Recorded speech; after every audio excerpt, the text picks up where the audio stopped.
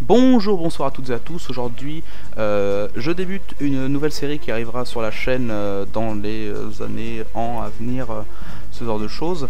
Une série qui s'appelle Qui est, avec un nom de personnage de manga après. Et aujourd'hui, on se consacre à Ichigo Kurosaki dans Bleach. Cette vidéo peut contenir du spoil, je t'invite donc à changer de programme si cela peut te déranger. Cependant, je t'informe que cette émission est composée en deux parties. Première partie avec les informations principales et deuxième partie avec les détails. Allez, salut, bonne vidéo. Ichigo est donc un lycéen de 15 ans caractérisé par ses cheveux orange qui sont inhabituels dans le manga, c'est pour ça qu'il faut le préciser, qui a un goût prononcé pour la baston, et il hérite ça de son père d'ailleurs. Il a une particularité plus bizarre que les autres, c'est qu'il voit les esprits, donc les fantômes, tout ça. Il vit à Karakura, une petite ville du Japon, avec son père, Ishin, et ses deux sœurs, Karin et Yuzu. Mais sa mère est morte, donc ça c'est pas vraiment du spoil puisque nous la prenons dans le premier épisode. Donc là c'est la fin de la première partie, et oui ça va être des petites parties, hein. Donc là on va rentrer un peu plus dans les détails.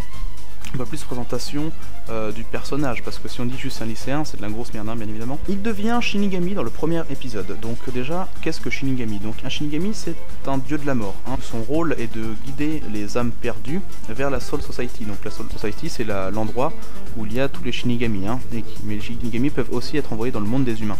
Mais ils n'ont pas que comme rôle que de guider les âmes perdues vers la Soul Society, ils ont aussi de purifier les mauvaises âmes. Donc en général, ce sont des holos.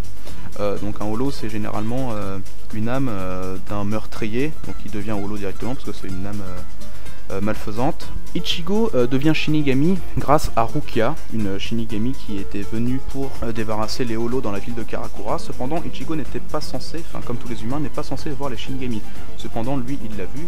Ensuite, ce qui se passe, c'est que Rukia est en difficulté face à un holo qu'elle doit éliminer. Et du coup, Ichigo prend le risque de prendre une part des pouvoirs de Rukia pour devenir Shinigami. C'était un risque à prendre.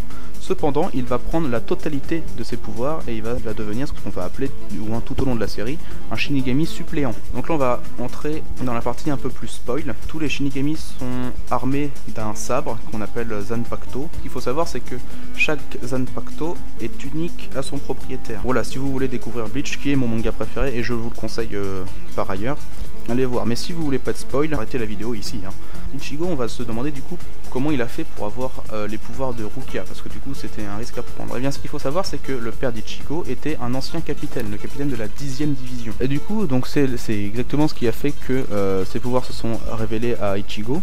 Mais ce qu'il faut savoir, c'est que on va croire que le Zanpakuto, parce que chaque Zanpakuto a son propre nom, hein, que le Zanpakuto de Ichigo s'appelle Zangetsu, et en fait c'est, alors là, ça devient compliqué, hein, va falloir suivre.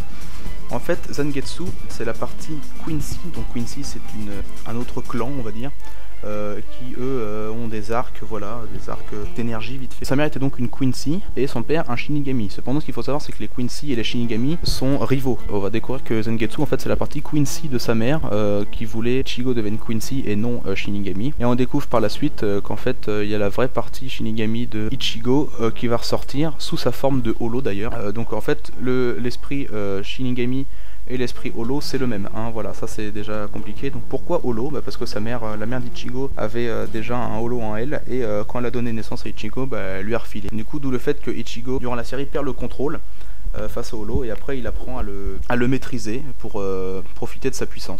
Un peu à la façon de Naruto avec Kyuubi. Cette vidéo est à présent terminée, je t'invite donc à la liker, partager et te sub si ce n'est pas déjà fait. Oublie pas de cliquer sur la petite cloche pour être informé dès qu'une vidéo sort.